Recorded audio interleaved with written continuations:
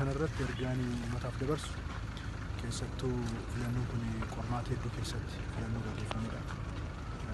Filannoon kun hiika gurguddaa afur qaba biyya kana naannoo keenyattis. Tokkoffaa fi inni duraa keessattuu ce'umsi kun gaaga'ama hedduu ture karaa qabsiisuudhaaf hojii bal'aatu hojjetamaa ture. Inni sun akka injifannoowwan sun utuu duubatti hin deebiin karaa akka qabatu godhaa isaaf carraa uumee jira. Isaaf hiika guddaa qaba. Inni lammaffaa mootummaan uummataa akka ijaaramu sagalee uummataatiin mootummaan leejitimeetti akka ijaaramu carraaqanii jira. Isaafis haala gaarii uumeera amantaa jedhuun qaba. Uummanni keenya bahee sagalee isaatiin murteessaa jira. Inni sadaffaan keessattuu siyaasni biyya keenyaa siyaasa wal waraansaa fi siyaasa hokkoraa ture. Siyaasni hokkoraa fi wal waraansaa sun karaa siyaasa tasgabbii fi siyaasa nageenyatti, siyaasa mariitti, siyaasa paarlaamaa fi siyaasa mana mareetti akka deebi'u carraa uumeera amantaa jedhuun qaba. Inni arfaffaa fi inni dhumaa dimokiraasiin adeemsa. Dimokiraasiin guyyaa tokkotti hin ijaaramu. Yoo xiqqaate sirna cimaa barbaada, instituushinii cimaa barbaada. Isaaf boordiin filannoo bara kana wanti inni godhe haalli inni itti hojjete bilisummaan inni agarsiise murteewwan inni of danda'ee murteessaa dhufe fi akkaataan itti raawwatan abdii guddaa waan namaaf kennudha. Paartileen kanneen akka KFO fi ABO hirmaachuu dhabuun isaanii dhiibbaan inni qabaatu ni jiraata. Namoonni tokko yaaddoon nageenyaallee filannoo kana booda jiraachuu danda'a jedhanii waan yaadaniif hirmaachuu dhabuun isaanii eegamanii turan waan ta'eef dhiibbaa maalii qabaata jettanii yaaddu gara fuulduraatti yaaddoo nageenyaa jiru sana furuudhaafis immoo gama mootummaatiin wanta hojjeta. Isaan utuu hirmaatanii gaarii ture. Paartii hundumtu paartiin kamiyyuu kan hundeeffamuudhaaf yaadarra jirus utuu jiraatee utuu hirmaatee gaariidha. Paartileen tokko isaan keessaas kanaan dura haala ture keessattuu mootummaa wayyaanee keessattuu warra hirmaachaa turanidha. So utuu hirmaatanii baay'ee gaarii ture. Hin hirmaannu jedhanii murteessaniiru akka hirmaatan mootummaan naannoo keenya paartiin keenya yaalii bal'aa godhe.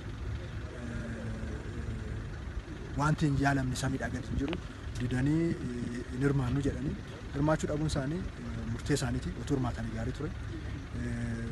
Murtee uummataa, yaada uummataa, sagalee uummataa kabajuudhaan siyaasa isaanii gaggeessuutu irra ture. Kana siyaasni ammayyaa kana gochuu dhabuun isaanii isaan kan hundaa'ole eenyumayyuu miti kan miidhe isaanuma deebisee miidhe isaan waan hin jirreef isaan waan dhabamaniif biyyi diigamus hin jiru kaleessas hin turre har'as hin jiru borus hin jiraatu jecha.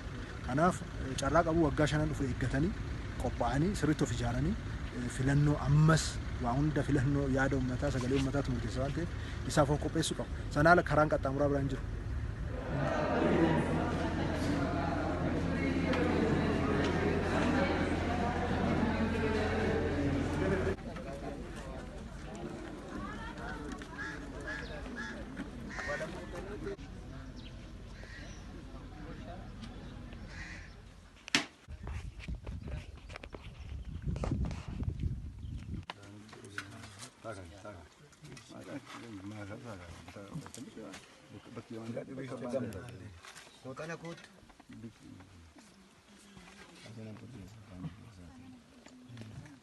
Maqaan koo Galaanee Guyyoon jedhama.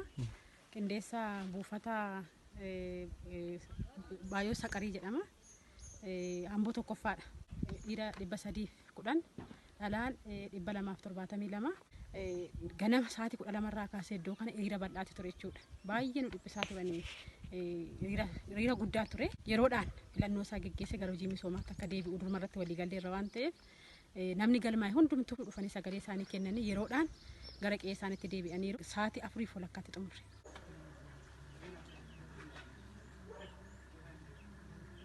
Maqaan kiyya Tulluu Baqqalaan jedhama. Magaalaa Gincii ganda duwwaa tokko keessa jiraadha. Nah bakka haaluma gaariidha. Filannoon kunis baay'ee baay'eessa itti qophaa'ee filachuudhaaf yaa'u kanaafan dhufe jechuudha. Mootummaatti filattu maal akkasii godhu barbaada? Yaa'u bakka dargaggoofis ta'ee jaarsaafis jaartiifis ta'ee haaluma gaariidhaan haala jireenyaa sirriitti nuuf fooyyessuuf karoora kana qaba'ee filachuudhaaf qophaa'ee dhufe.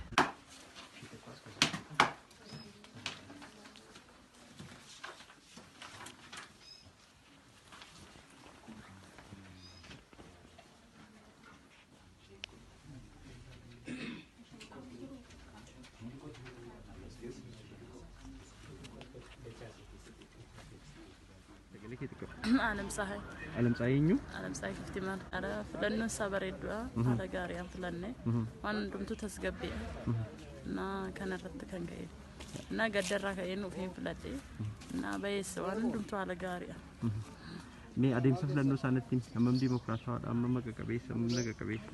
Ara dimokiraasiin saarii fi iftoomaan maradhannee bahaa jirra waan hundumtuu tasgabbiidha biyyi keenya saalonni hundumtuu tasgabbiidha na kan. Tegusta Ascannaaqin jedhama. Jiraattu magaalaa Gincii ganda duwwaa tokko kanan ta'e waa'ee filannoo kana baay'ee itti gammada. Uummanni amma kanaa ba'ee filachuu fi kan isa ta'u kan boruuf na jijjiira biyya kana san jijjiira jedhanii filachaa waan jiraniif baay'ee itti gammadee jira. Mootummaan isin filtan keessumaa dargaggootaaf biyyaaf maal gochuu qaba jedhu? Dargaggootaaf faabrikaa adda addaa bakka hojjechuu danda'anitti hojii adda addaa keessa seenaa akka hojjetan ijoollee daandiirratti baay'ee dhaabbatan kanaaf walitti gurmeessee akka dhaabbata wayii banuuf